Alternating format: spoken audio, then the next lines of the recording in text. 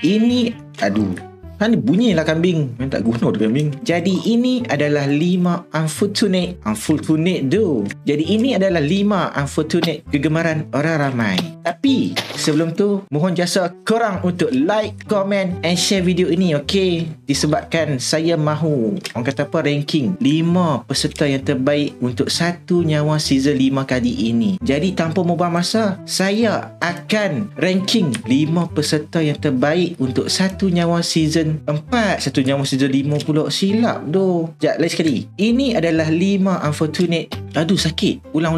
Okey, jadi ini adalah 5 unfortunate terbaik untuk Satu Nyawa season 4 kali ini. Untuk ranking ini dimulakan, saya akan mulakan ranking ini. Sekejap. Aduh, lapar pula dah. Sekejap kambing, aku lapar. Okey, saya dah dapat makanan.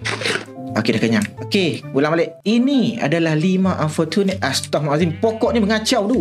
Okey, ulang balik. Jadi ini adalah 5 unfortunate yang terbaik di dalam Satu Nyawa season 4 kali ini. Okey, untuk nombor 1. Aduh, malam pula dah. Nak kena tunggu malam ni. Macam mana tunggu malam? Sekejap. Oh, kambing. Okey, siap berkatil.